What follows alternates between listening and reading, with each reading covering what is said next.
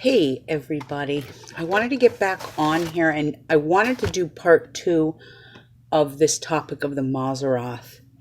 I tried to get on here yesterday and my webcam has stopped working. That's all I can say. Software is packed, I can't troubleshoot it, so I'm doing it through my phone today. So I'm sorry this is not a live video today.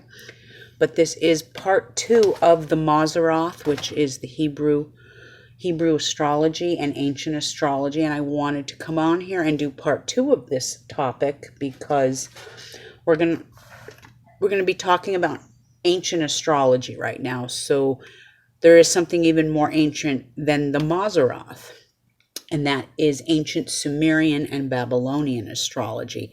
There are several ancient methods of astrology. You have the method which I do, which is the divine Nostradamus method, which he has incorporated Chinese astrology into. Indian astrology, or Vedic, is another one that's very ancient, but the ancient of them all is Sumerian, which also represents Babylonian, and we'll get into that in just a minute. Before we get started, I want to explain the things that are going on in this world. This is because we're between the ages. There is a war going on in heaven, and it is a battle between the Pisces age, letting go, and moving on into the age of Aquarius. So we're between the ages, and we're between these two energies right now. So it is what it is, but that is a fact. But I have some notes here that I wanted to share with you on this. I have told you guys in the past that I'm taking classes right now to become certified in Babylonian astrology. I haven't committed 100% to this. I've taken a $70 course to see if I want to pursue it some more. And I think after this course I just took, I do want to pursue it, but not through these astrologers that are teaching me. I think I could find a much better teacher. I'm not going to say who I'm being taught by either. I'm just saying I think I could find better. But when we talk about the Mazzaroth just represents the zodiac. It is Hebrew for the zodiac, but it is not the most ancient. The most ancient is the Sumerian astrology method, which make up pretty much the first historical records ever come from Sumeria, which is also Babylon is located there as well. The Sumerians taught the Babylonians how to do astrology. And this also comes, the Sumerian god is the Anunnaki. This all correlates, okay? This all correlates. Everything is connected. Nothing stands alone. Please remember that. Everything is connected. Nothing stands alone. Like I said, the first recording of astrology was by the Sumerians, and this dates back to about 830 BCE, so 8,000 years before Christ's birth. This is going back to pre-flood era because there was a whole world before the flood, contrary to what some of you have been indoctrinated to believe.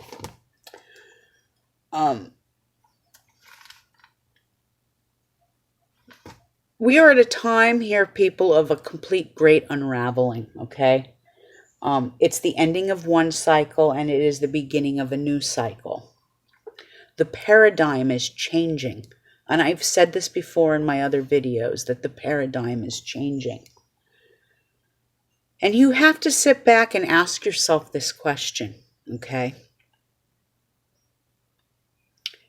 What frequency do you choose to live at? Do you choose to live at a frequency filled with fear and Aryan oppression? Because that's what's happening. You have to decide which frequency you're going to reside in during this paradigm shift. You are either going to feed into the fear that even 2,000 years ago, we have not evolved.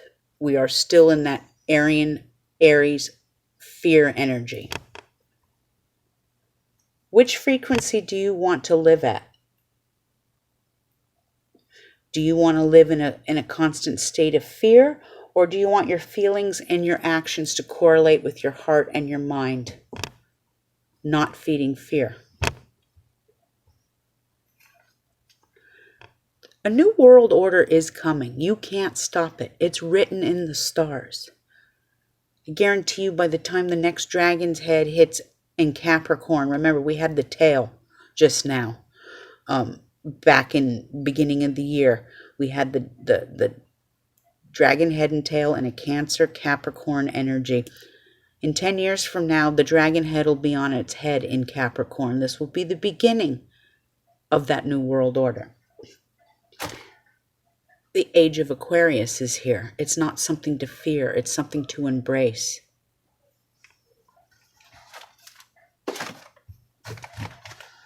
Hold on, I have more notes here I want to share with you. Bear with me. I talked a great deal last time about the Mazzaroth, so I'm not going to focus too much on it. I did want to mention all about the Sumerian and Babylonian methods of astrology. Now, what's interesting is last podcast I told you I was taking some courses by a gentleman named Bulkhead Mon. And I've been taking some of his lucid dreams classes. I've taken a couple of courses before in the past on his deities. Like I took a Lilith class. Now he has another class, and I think I'm going to have to take this one on Melchizedek. I don't know if you know who Melchizedek is, but boy, let me just try and find that scripture. Melchizedek was an ancient Sumerian astrologer. He is actually mentioned in Genesis 14, verse 18 through 20. Melchizedek is mentioned in the Bible. Before I move on to the Babylonian method, I want to talk about this Melchizedek because I have some notes on it here. Hold on.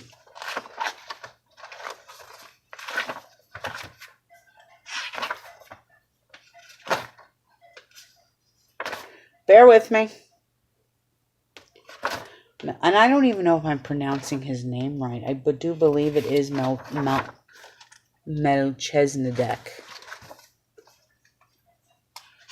I had some notes here I wanted to tell you about. But anyway, this prophet, as I call him, Melchizedek, he actually taught Abraham the stars. There are a lot of people in the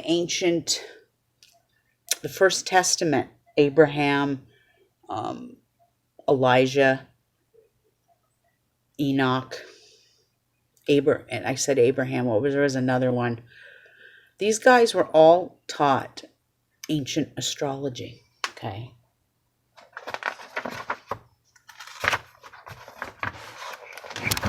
And anytime you see in the Bible when it talks about a kingdom is really a reference to the ages, if you look between the letters and the lines, okay? And what I mean by this is we're going to talk about something in a minute where how Israel became and got that name, Israel. It is all very, very interesting. But I'm actually on a mission to look for something that's in this book that I highlighted, and I'm not having a lot of luck finding it. Maybe it's in the beginning. Bear with me.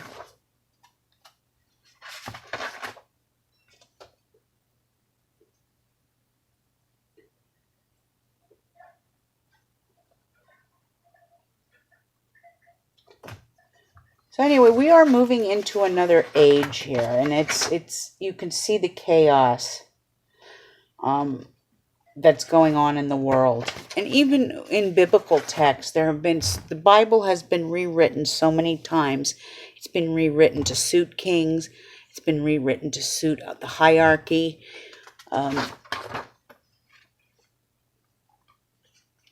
That's why when I refer to biblical stuff, I really don't go to the King James version of the Bible. I think that's like the worst version of the Bible because who did it suit? It suited King James. And he changed some of the things in that Bible.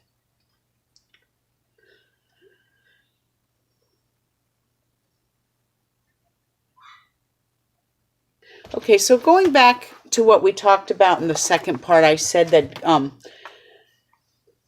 during the times of Moses, there was this uprising of 2 generations of Jews in a philosophy and way of the age of Aries. So they were taught to sacrifice the ram instead of the bull. They were to blow the shofar and the ram's horn, signaling the age of Aries, and so on.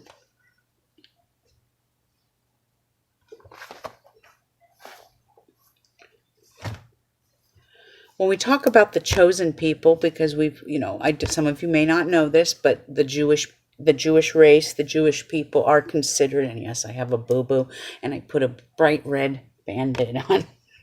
The chosen people are seen as a warrior nation in a lot of ways.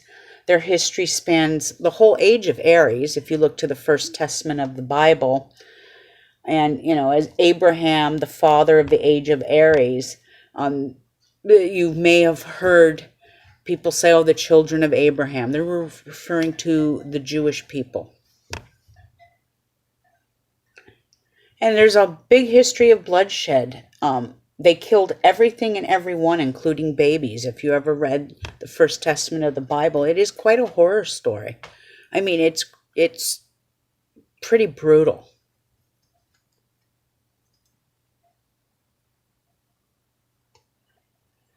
When we view the Old Testament through astrological eyes, you're going to see the positive and negatives, and I did say this the other day, in the Aries energy.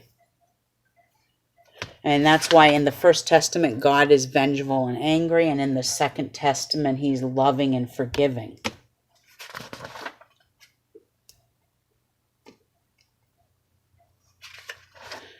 I'm just going through and making sure I've covered everything I did in the first part.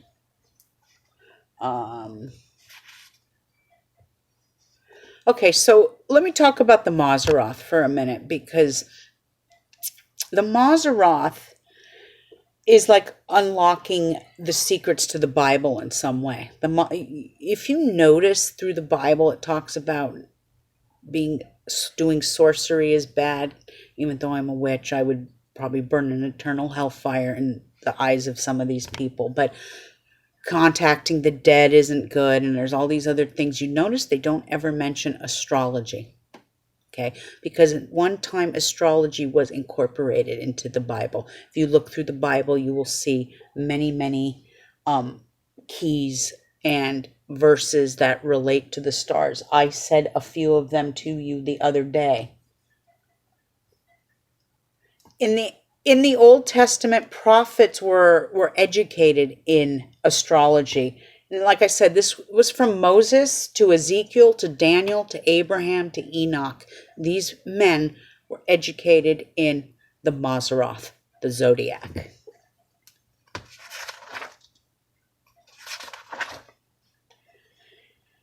And in the Old Testament, there's a lot of verses that refer to the stars. And I mentioned one the other day about the morning star, and that was a direct correlation to Lucifer, the fallen angel. Here's one from Job 3, 1 through 10. It says, "After this, Job opened his mouth and cursed the day of his birth. He said, 'May the days of my birth perish. May its morning stars become dark. May it wait for daylight in vain and not see the first rays of dawn. For it did not shut the doors of the womb on me to hide trouble from my eyes.'" And there's several other verses here. Here's one in Job as well. "Cast thou bind the sweet influence of Palladius, and loose the bands of Orion. Canst thou bring forth the Mazzaroth in his season, or canst thou guide Arcturus with his sons? That's talking about the Palladius. That is talking about, and that is a race of alien. Okay.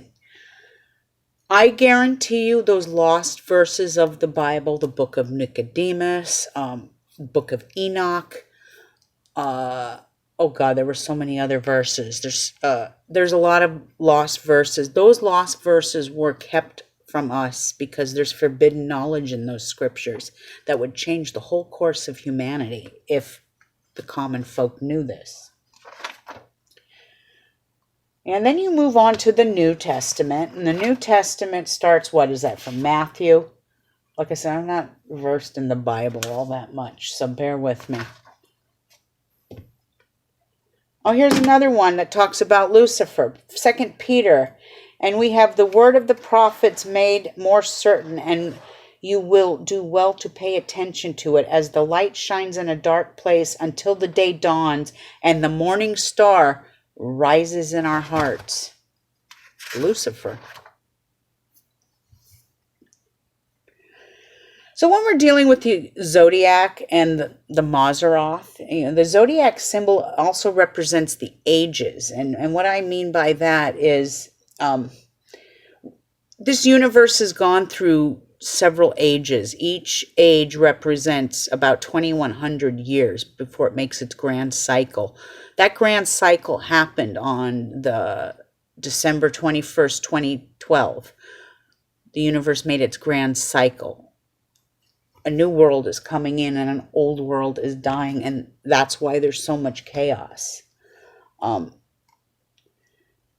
it comes to represent the religions of the period. The lion in Leo, the bull in the age of Taurus, the sacrificial lamb in the age of Aries, the fish for the age of Pisces and Christianity, and here we go with the water bearer for the age of Aquarius, which is what we are now in.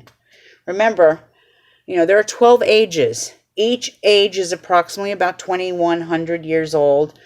Some ages are longer because the stars that comprise the sign occupy a larger sector of space. Some are shorter because they occupy a smaller sector of space. But each age is going to have its own unique combination and attributes to this world. And then they also become the philosophies of this space and time in some way. Philosophies from other ages cannot be carried over into this age because they override the philosophy of another age, which makes total sense. Like I said, the fear-mongering about things, that is an Aryan age, the age of Aries. That happened 2,000 years ago. We should have evolved from this, but we haven't.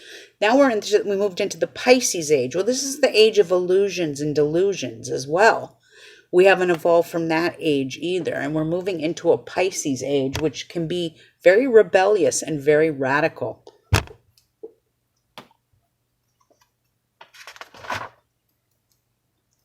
Let's talk about the Mayan calendar for a minute, because their calendar ended on December 21st, 2012.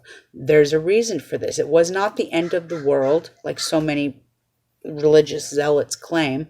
It was the end of an age and a new age starting.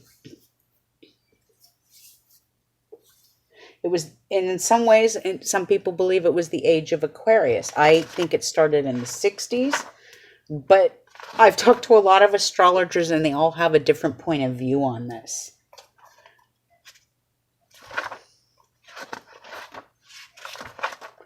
So bear with me. I have notes here I took, I've got to scroll through this because I wrote them on a book in a book. Okay, so here's something interesting. Let's talk. We're going to jump forward here from Sumerian, Babylonian, Jewish, all the way. Now we're going to go into Egyptian. And in the Egyptian religion, they held the sun as God. According to the Egyptians, Horus was killed under the sign of Virgo, the Virgin, and it was resurrected into the age of Leo, the Lion. During the days of Moses, the Hebrews were subject to the religion of Egypt before the worship of Amun-Ra, which is God, Ra, sun. Before that the Egyptians worshipped Isis, the mother goddess. I have a big old tattoo of her on my back. When the Hebrews left Egypt and arrived in Canaan, their religion was influenced by the Canaanites and the Canaanite religion, whose god was named El, E-L, which represents the planet of Saturn. The Star of David is a symbol which comes from the star of Saturn, El, which is the planet the ancients used to refer to the Hebrews. With the influence of the religions of Isis, Ra, and El, you have Is, Re, El. Make sense? Is, Re, El. Isis. So even in words have meaning and words have power. You have to decode the words. Ra, God, sun. El, star people, Saturn. With the influence of this religion of Isis, Ra, and El, the Hebrews named their nation Israel. The Hebrews adopted Saturday as Saturn Day in paganism as the day of worship. Christians chose Sunday, the Sunday.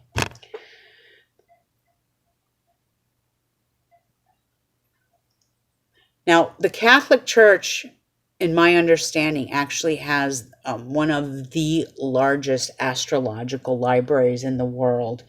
And in early church astrology was actually accepted. I can't remember which pope it was.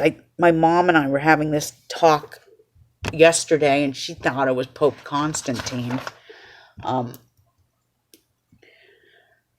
But the church decided to take such a hard line against astrology because what would it profit them for the common folk to have this knowledge? Remember, folks, knowledge is power, and when you have knowledge and power, it makes you stronger, it makes you wiser.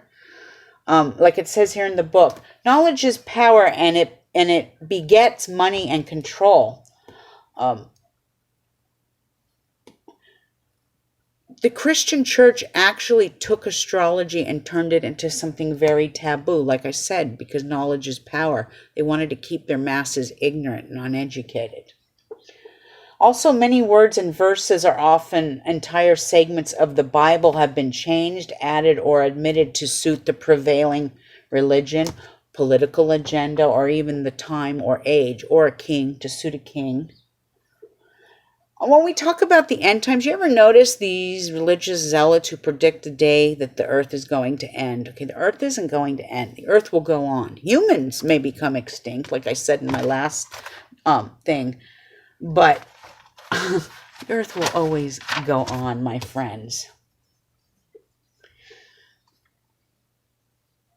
Remember, fear is a tool that is used to manipulate people. Fear is an Aryan tool. And even though the Aryan Age left us well over 2,500 years ago, and in the last 200 years we've been under the age of Pisces, we have not evolved. We are still feeding the fear. If it makes any more sense to you, fear, let's put it into the age of Aquarius perspective. Okay, let's put it in that perspective. Fear is generated by, like I said, an Aryan agenda. But let's put it into astrological and Aquarian terms. How do I put it? When you have knowledge of the stars, you have power. Okay? Aquarius, the age of Aquarius rules astrology. So the next 2,000 years that happen, major advancements are going to be made in all forms. I won't be around to see it. My kids won't be around to see it. But in 100 to 200 years from now, The world could either be very, very advanced, or the human race can be entirely wiped out by the nuclear energy. This is the age of Aquarius, and Aquarians rule nuclear.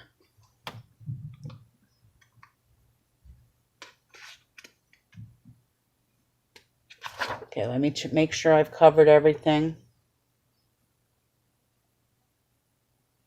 Like I said earlier, you can't take just one thing and explain everything. Everything is connected. Everything has its place in time.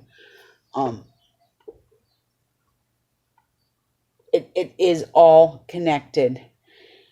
Talking about the Mayan calendar and things, please remember that back in the day, Spanish missionaries, the conquistadors, destroyed a lot of the knowledge that the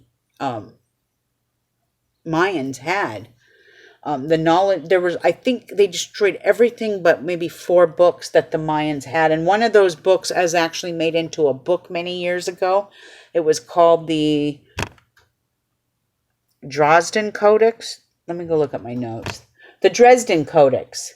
And it's all about the Mayan calendar. So there was only 4 books that we were able to salvage. Think of all the other knowledge we've lost. Think of all the knowledge that's locked up in the Vatican Library. Think of all the knowledge that was lost before the pre-flood era. All these books, a lot of books were burned by the ignorance and stupidity of religion. You know, because why would you want to teach the world astrology? That would give the humans more power, and religion is all about fear and control.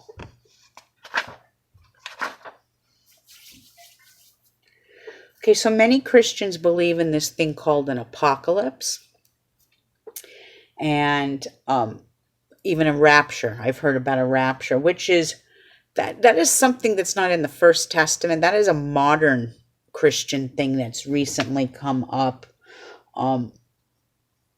According to my understanding, the man who created the rapture was a man named Emmanuel Lecanza.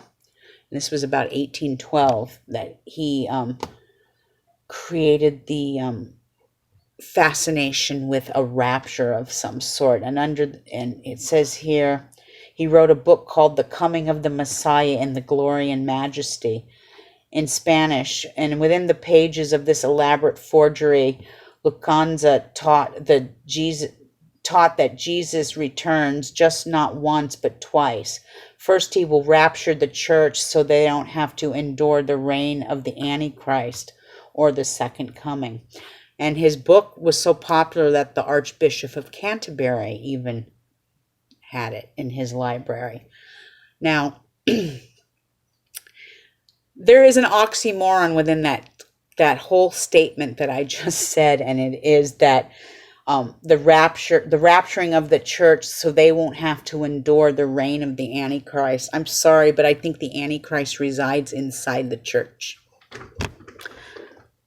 The wolf hides in sheep's clothing. And it's under a bishop, a pontiff, or a priest. Some of the most disgusting things have happened under the umbrella of something called religion. So I just find that very, very interesting. And these are the same people that would call me a witch and have me burned because I practice not only witchcraft, but astrology. Bear with me. I have couple other things here I want to go over, and I'll wrap this up fairly quickly.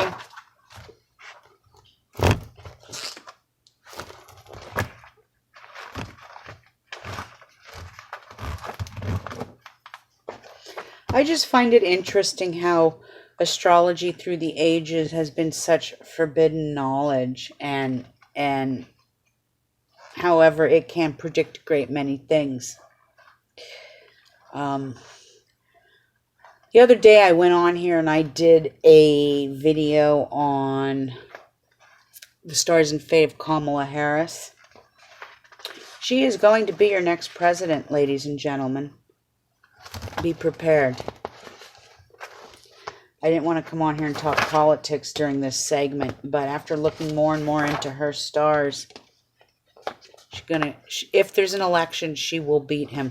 If he wins, then It's rigged. Sorry to say that, but that's how I'm reading the stars right now. The universe needed 4 years of Donald Trump to be taught a lesson. I don't think the establishment will let him get another 4. And if you see, everywhere we go these days, we are seeing fear. Look at the Trump administration. Look at the campaign. I watch the RNC, and the DNC does the same thing. They feed fear into you as well. But everywhere you see fear being used, and it's creating and spreading fear, and you're not operating at the consciousness of what the God or gods, whatever you believe, want you to be. They're using the philosophy that is of 2,000 to 5,000 years old. And you can't do that. This is, simply put, this is Aryan fascism. That's how I call it. That's how I see it.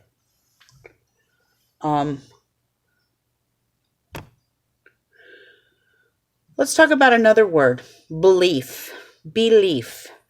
Okay, knowledge is power. I've said this before. And power that sets us free from the bondages of belief. So, believe and belief. Okay, look at the word believe. B-E-L-I-E-V-E. There's a word in there between that word believe. It's called lie. L-I-E. In between believe. Because to believe in something, if it's through the church, is usually a lie to believe in something. You have to open your eyes and see the manipulation and the agenda at hand.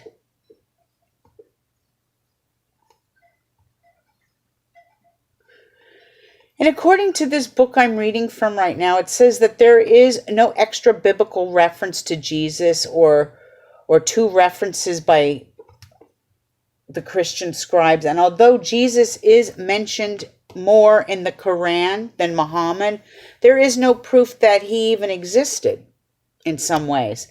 So much has been added on him that it all gets a bit skewed, convoluted, confused.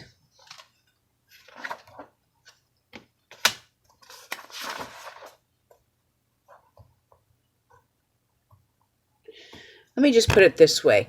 In the age of Aries, you were told, not we, I mean, unless I was reincarnated and I was there in that time, but you were told that you can do and believe in one. In this book, he calls it one-dimensional thinking, which makes total sense. In the age of Pisces, you had 2 choices. 2-dimensional thinking. You're either right or wrong.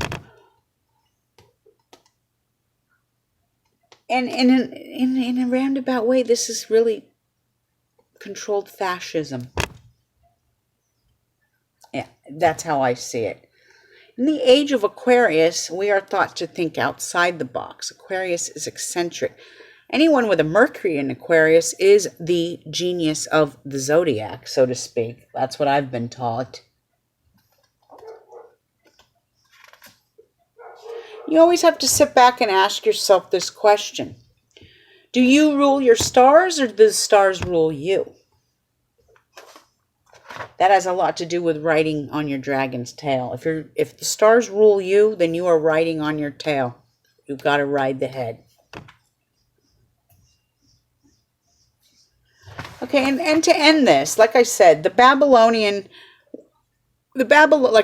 Sumerians taught the Babylonians how to do astrology. Babylonian astrology emerged around 2000 BCE, and the Babylonians taught it to the Greeks and the Egyptians and the Romans, and it was just it followed from there.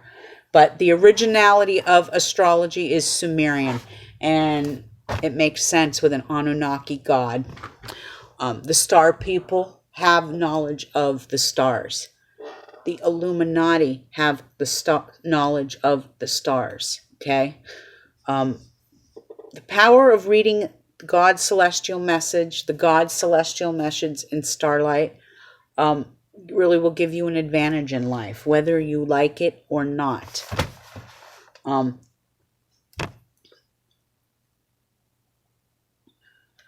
The powers that be on this universe do not want you to have the knowledge and the understanding that the church, the politics, the hierarchy, the kings have forbidden you to know. Knowledge is power. How do you think they've kept their power through the ages? How do you think they've kept this power? It's because what they know, they've taken and hidden and kept for themselves and denied you this spiritual knowledge. Now, I'm blessed to have come across this method of astrology. And if it wasn't for my mother having insomnia and not being able to sleep one night back in the late 90s, early 2000s, I probably wouldn't know this method of astrology either. What they take and hide from us, they use for themselves and benefit and use it against us. They are using the stars against you, humanity, the Illuminati especially, and the ones that they can't fear, they try and silence through YouTube, Facebook. They will silence them. Who knows? Someday I may get silenced.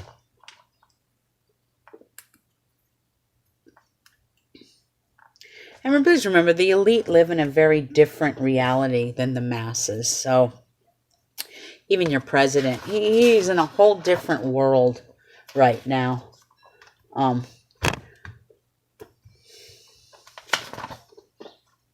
So please remember, knowledge is power, ignorance is evil.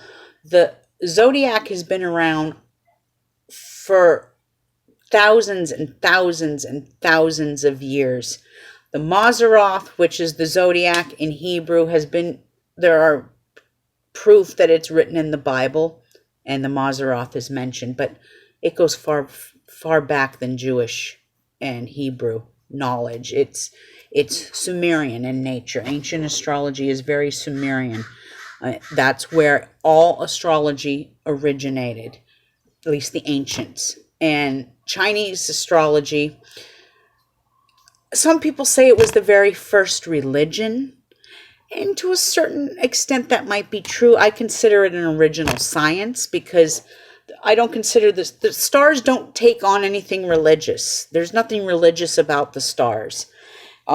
That's probably one of the reasons I left Wicca, is I'm not religious, and Wicca is a religion. Satanism is a religion. Christianity, Judaism, Islam, they're all religions, all set in place to control you. Even Wicca, I've seen some crackpots in that too. And, I just like, okay, no thanks. I'm thinking about taking the course on Melchizedek through Bulkhead Mon, so we can talk a little more about him. I was looking actually for a quote in the Bible from Genesis that mentions him, but I can't. I've been looking and looking through this damn book, and I just can't seem to find it. So, but you might want to take the opportunity, if you have a Bible, to go read Genesis 14:18 through 20. Tell me what you read. Tell me, because I don't have a Bible around. Okay? I have my grandmother's old Bible from Italy, but it's packed. And it's also in Latin. So, that does me no good. But I wanted to come on here and do part 2 of this and just kind of let you know, ancient astrology is very, very ancient. And Taoism kind of incorporated the religious aspect into astrology. And I actually can relate quite well to Taoism. Taoism is about the balance of nature, the duality. And when we talk about the end times, you talk about that how God's going to destroy all the evil. That you can't. You can't have God without devil. You can't have angels without demons. Night, day, black, white, yin, yang. There's a balance. You'll never get rid of the devil. The devil's here to stay, honey. Just like God is here to stay. Okay, you will never be able to get rid of these two energies. These two energies are set in place. They're polar opposites, but they serve a balancing purpose. So I wanted to get on here and do part 2. Once I get my camera fixed, I got one more witch box. It was actually by accident. I didn't cancel the subscription, and so they sent me one. Oh darn. It's all about Virgo, and this one's from Crate Joy. So tomorrow, or once I get my camera, I'm going to come back on here and go over that with you. But this was the second part of the Mazzaroth. And like I said, if you have any questions, don't hesitate to ask me. astrologywitch22@gmail.com. If you like what you hear, give us a like right here on YouTube, Astrology Witch. And please check out my website, astrologywitch.com. Check out my Etsy page. I'm having a lot of things on sale, and in the next week or so, I'll be throwing a big Labor Day sale. It's going to be the last sale I throw before I move, and hopefully in about 3 weeks, I will be broadcasting from a very different background. Anyway, have a great afternoon, everybody, and be safe out there. We are in a Plutonic phase right now, so have a good one. Talk soon. Ciao.